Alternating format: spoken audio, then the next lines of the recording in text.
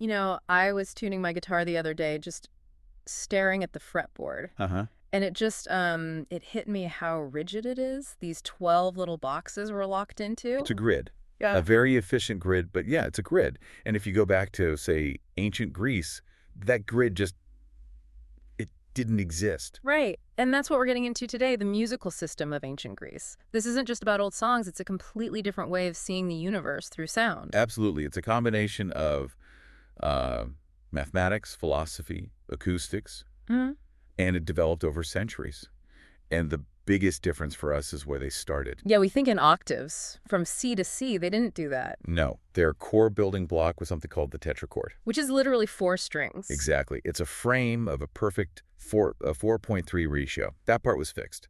But the 2 notes inside that frame, Those were the moving parts. they were mobile. They could shift around to create different flavors of music. You have these little 4-note modules, and they would just stack them. They would stack them and link them to build this massive 2-octave scale. It was called the Systema Teleion.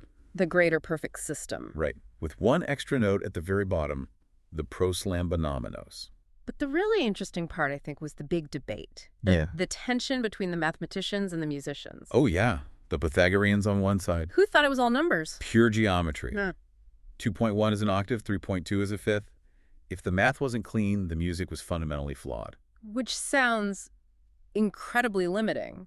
But then you get Aristoxenus, who comes along and says, wait a minute. He was the empiricist. He argued that the ear, not the calculator, should be the ultimate judge. And he's the one who gave us the idea of different species of scales, right? The octave species, yes. Named after different regions, Dorian, Lydian, Phrygian. Okay, we have to put a flag here, because anyone who plays jazz or modern music thinks they know the Dorian mode. And they would be completely wrong. What we call Dorian today is, well, it's the result of a big clerical error in the Middle Ages. The labels got swapped. The names got shuffled, yeah. The ancient Greek scales had a totally different structure. So going back to those mobile inner notes, this is where things get really wild, the different genera. This is what blows most people's minds. Okay. You had 3 of them. Diatonic, which is, Yeah. Roughly what we use. Tones and semitones. Then chromatic with minor thirds. And then the enharmonic. The enharmonic used quarter tones, The decisis. a note that does not exist on a piano. It's in the cracks between the keys. Exactly. To us, it might sound out of tune. To the Greeks, that tiny microtonal shift carried immense expressive power. It's all about finding value in complexity, which actually reminds me. I think I know where this is going. This deep dive is sponsored by Embersilk. If you're looking to bring AI agents into your business but aren't sure where to start, or you need help with training and automation, they're the people to call. All about effective implementation, right? Check them out at embersilk.com. So, back to this idea of sounds having power. The Greeks took this very seriously. They did. This is the doctrine of ethos. The belief that music could bypass reason and directly shape your character. So certain harmonies could make you brave or cowardly. Or even unstable.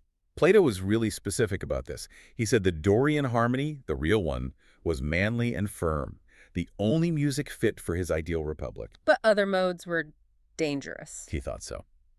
The Lydian mode was said to cause grief, and the Phrygian. Ecstatic excitement. Exactly, too volatile. Aristotle even warned that if you exposed young people to the wrong vibrations, you could ruin the state. Wow, so they treated music with the seriousness we reserve for medicine or law. It was a technology for molding the soul. So to put it all together, we went from this incredibly flexible microtonal system based on human emotion to a standardized 12-tone grid. We traded nuance for stability and ease of use. Which leaves you with a pretty big question, doesn't it? By sanitizing our scale, have we also sanitized our emotions? What did we lose when we got rid of the notes for ecstatic excitement? That's a great question, but I actually see it in a more hopeful way. Oh. Human creativity is cyclical. Right now, composers all over the world are rediscovering microtones, exploring non-Western tuning systems. So the paint box is getting bigger again. Exactly. The greater perfect system isn't some lost relic. It's just an idea that's waiting for us to explore it again with new tools. The palette is definitely expanding. I love that. The future of music might sound a lot more like its ancient past. I think so. If you enjoyed this deep dive, please subscribe to the show. Hey, leave us a 5-star review if you can. It really does help get the word out. Thanks for tuning in.